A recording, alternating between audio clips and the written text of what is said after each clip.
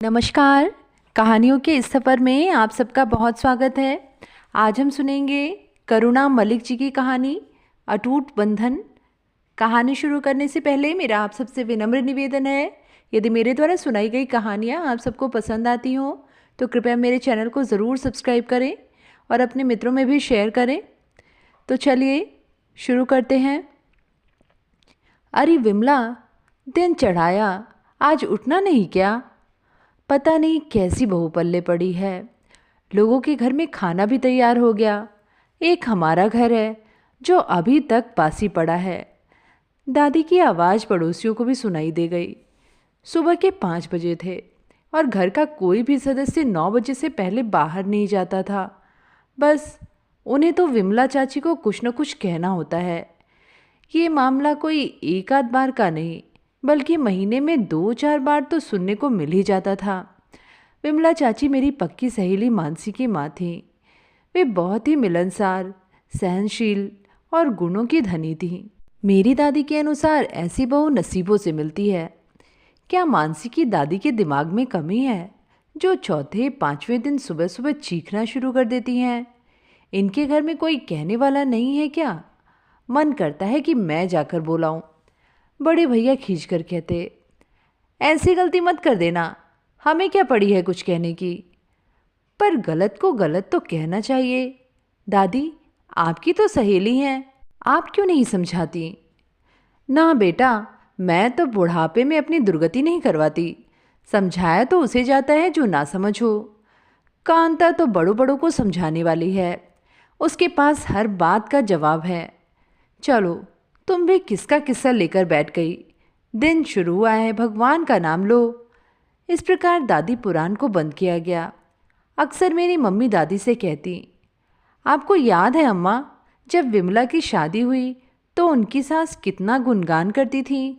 हमारी विमल ऐसी है, हमारी विमल वैसी है। पूरे मोहल्ले की बहुएं मन ही मन विमला से चिढ़ने भी लगी थी, क्योंकि सारी सासें अपनी बहुओं की तुलना विमला से करके उन्हें किसी न किसी बात पर नीचा दिखाती थीं। सब याद है बेटा।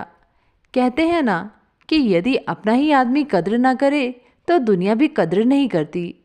ऐसा ही विमला के साथ हुआ। पता नहीं कैसे और किसने महेश के मन में शक का बीज बो दिया कि ज़रूर विमला के चरित्र में कोई खोट है। तभी तो साधारण से भी बहुत नीचे दिखने वाले लड़के के साथ ऐसी सुंदर चांद सी लड़की ब्याह दी।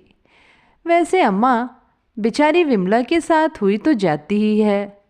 कैसी दूध सी उजली और सुघड़ लड़की का हाथ महेश जैसे तुनक मिजाज बंदर से लड़के के हाथ में दे दिया। सब अपने अपने कर्म हैं। गरीब घर की 7 लड़कियों में सबसे बड़ी है। अरे, कौन करता इस बिगड़े लड़के का ब्याह? वो तो कांता की ननद के यहाँ दुकान पर विमला का बाप मुनीमगिरी करता था। बस बेचारे को फंसा लिया। शादी के बाद हुआ भी करिश्मा। पूरा पूरा दिन बाहर आवारागर्दी करने वाला महेश विमला के आगे पीछे घूमने लगा। अपने पिता के साथ कारोबार में हाथ बटाने लगा। बस पूरे घर ने विमला को सिर माथे पर रख लिया। देखते ही देखते विमला 1.5-2 साल के अंतर पर 2 बेटों और 1 बेटी की माँ बन गई। यहाँ तक कि उसने अपने पिता की भी रुपए पैसों से बड़ी मदद की। पर विमला के नसीब में ज़्यादा दिन का सुख नहीं था। शादी के 10 साल बाद ससुराल वालों और महेश को विमला में कमियां नजर आने लगीं। अम्मा, क्या कभी कांता दाई ने कोई बात बताई? हाँ, जब एक दिन गली में 50 औरतों के सामने विमला को भला बुरा कहा तो मैंने टोकते हुए कहा था, कांता जीजी, क्या हो गया है आपको? बिना गलती के विमला को क्यों डांट दिया? वैसे तो सारा दिन विमल विमल करती हो और आज उसकी बेइज्जती करने में कोई कसर नहीं छोड़ी। इतना सा मुंह हो गया था। देख रमा, पड़ोसन हो, पड़ोसियों की तरह रहो। मेरी देवरानी बनने की कोशिश मत करो।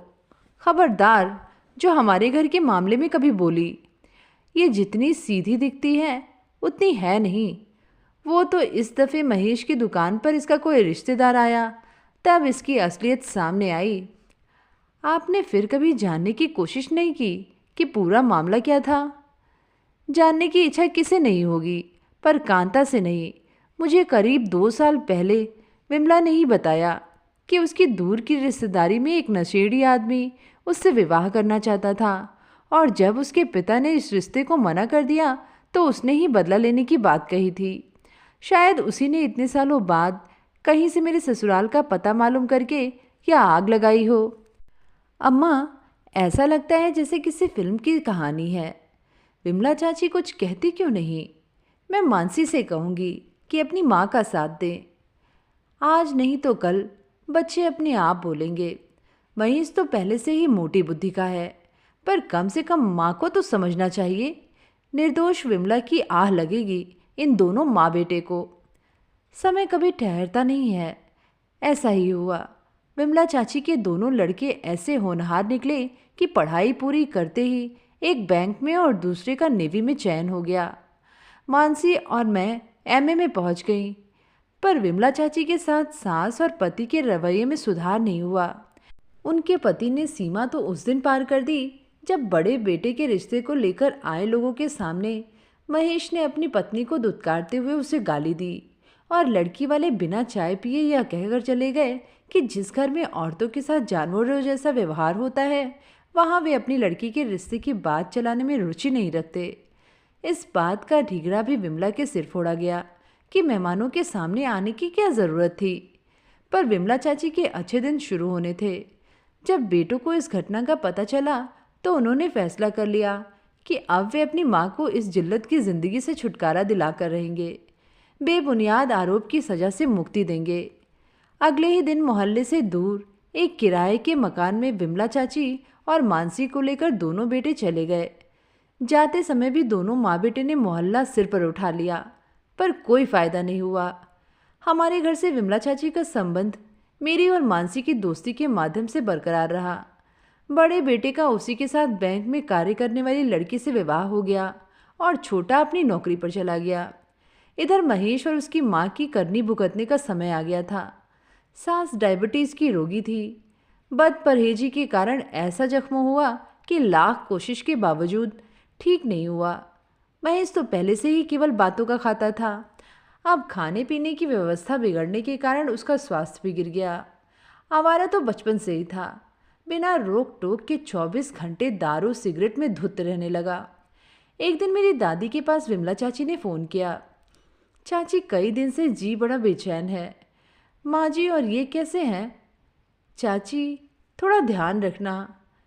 अरे बेटा, कौन ध्यान रखे, उनका किया सामने आ रहा है। इतना कहकर मेरी दादी ने सारी हकीकत बता दी। 1 घंटे के अंदर ही हमने देखा कि विमला चाची रिक्शे से अपना बैग लेकर उतर रही थीं। यह देखकर मुझे बहुत गुस्सा आया और मैंने कहा, क्या है इन विमला चाची को, इन्हें भी बेइज्जती करवाने की आदत हो गई है। तू अभी नहीं समझेगी बेटा, हर एक का अपना अपना कर्म है। मानने वालों के लिए कुछ बंधन अटूट होते हैं। सब तरह के आदमी हैं, कुछ निभा कर रहते हैं और कुछ समस्याओं से घबराकर हाथ खड़े कर देते हैं। यह कहकर दादी ने लंबी सांस ली। तो ये थी कहानी अटूट बंधन। कहानी आप सबको कैसी लगी नीचे कमेंट में लिख के ज़रूर बताइएगा। आगे भी ऐसी कहानियाँ सुनते रहने के लिए चैनल को ज़रूर सब्सक्राइब करें। फिर मिलेंगे एक नई कहानी के साथ। धन्यवाद।